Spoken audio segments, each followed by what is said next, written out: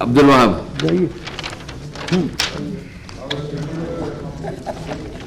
Respected Deputy Chairman Saab, at the outset I thank you for giving me the opportunity to participate in the discussion on the motion of thanks on the President address made by Honorable Member Dr. Karan Singh Ji.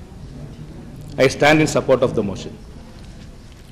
Sir, the UPA government assumed office at a crucial juncture.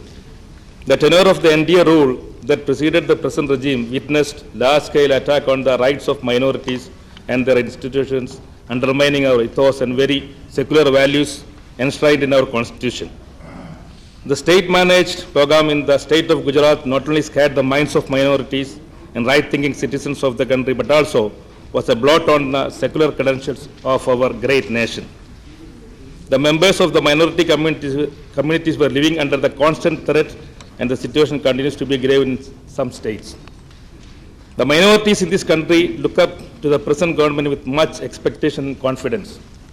And I am sure that the present government step will instill confidence among these sections.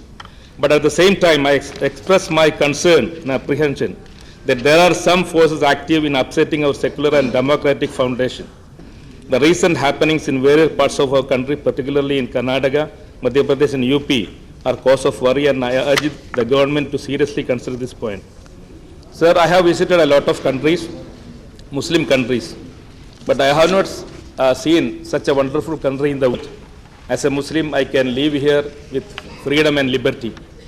But some elements in our society also, in some other society also, trying to make some problems for our great secular form of government. We should arrest this at this juncture. So the socio-economic conditions of the minority communities, particularly the Muslim community, continues to be the lowest in the country. The Sachar Committee has a report put light on the pathetic conditions of these sections. The percentage of economically weaker, unemployed and illiterate are much higher among the Muslims than among the other communities. Even after the 6 decades of independence, there has not been much change in the economic status of the community. Therefore, the government should evolve comprehensive plans towards the upliftment of the members of these communities. Implementation of the recommendations of the Sachar Committee should be taken up immediately. And it should not be only a political agenda seeing these UP elections. In the country's economy was in shambles when the UPA took charge. There were widespread resentment among the common people of this country. This had resulted the ouster of the previous government. The agriculture sector was in utter disarray and had resulted in the unprecedented number of suicides by farmers. The measures the present government taken definitely has helped overcome the crisis to a great extent. We could achieve a significant economic growth, but the government must ensure the benefits of the economic growth percolate down to the vast majority of people. Sir, another point I would like to bring the attention of the government is that the question of NRIs.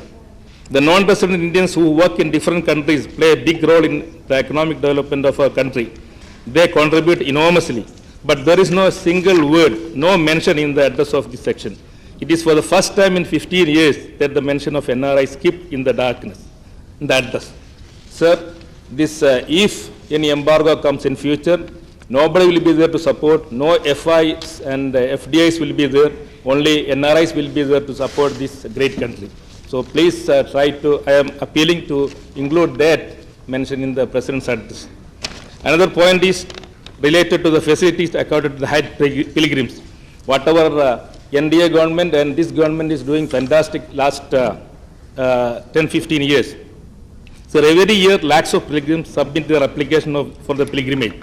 But even half of the pilgrims could not make it owing to lack of adequate facilities, particularly the travel facilities. I request the government to increase the facilities, including transportation for the Hajj pilgrims.